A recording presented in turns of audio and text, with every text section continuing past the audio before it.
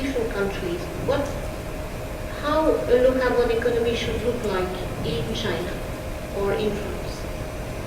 And then come back to the climate problem of the tipping point and the risk assessment. The Chinese have even begin to do that, and how much climate change impact is huge for China.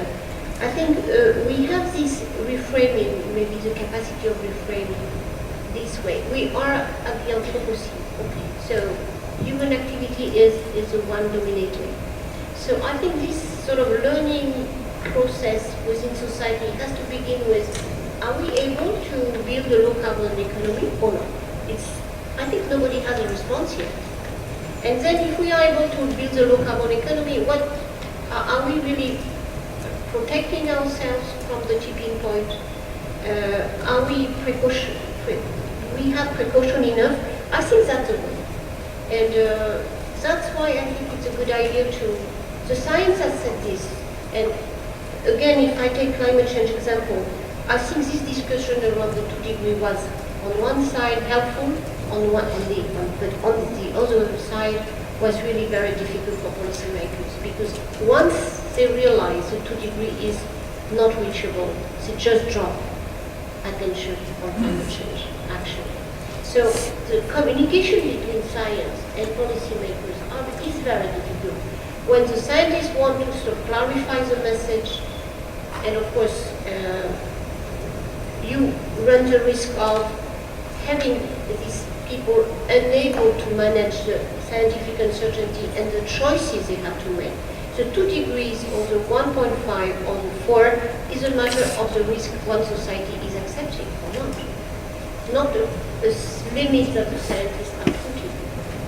And that's, I think, I like the idea exactly for this reason. We have to take the problem on the other way to really gain more understanding and learning on the role of science and how the dialogue between scientists and policymakers should be handled. It was really striking after Copenhagen, because we failed on this 2 degree target. Immediately then the policymakers didn't want even to talk about that. I think the high level, the presidents, and even they would not really refer to the IPCC work. So I think it's important not to mess up that relation. And I think we need much more elaboration on how it should be done. Thank you. And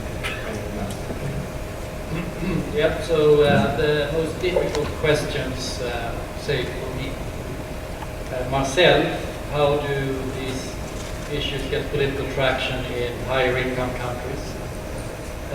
Now, maybe also addressing your question a little bit about what kind of goals are we talking about. So, as I see it, there are 2 major lines of disagreement still prevailing. One is whether this agenda should be poverty alleviation, or if it's a broader sustainability or sustainable development agenda.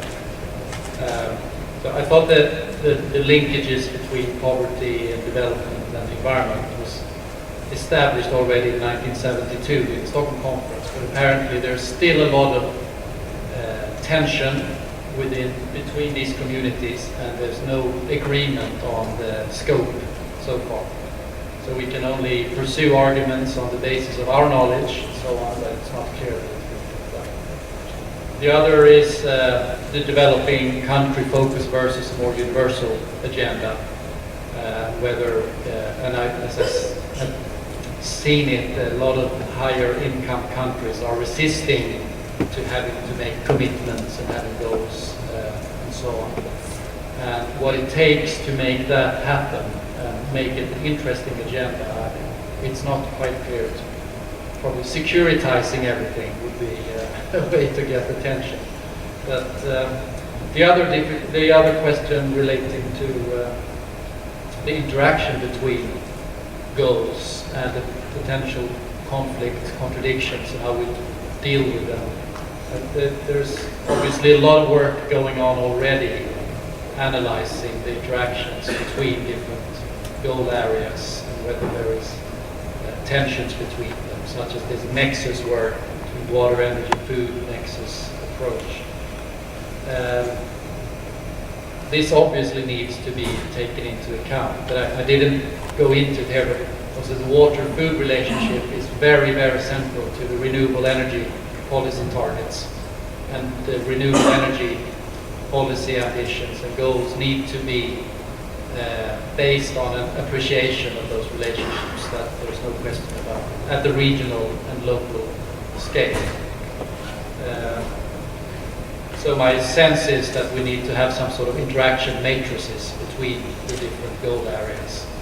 It becomes a rather complicated analytical exercise, but that needs to underpin ultimately the goal formulations. Thank you very much.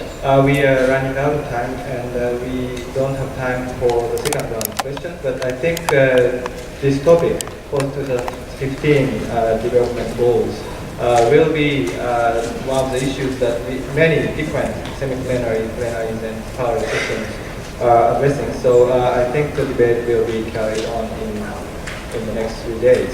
And also the graphic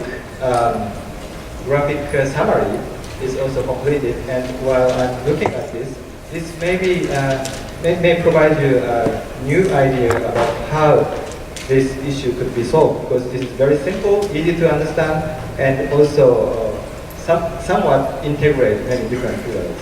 So this will be probably presented downstairs later on. So please also take a look at this visual presentation. And thank you very much for your participation.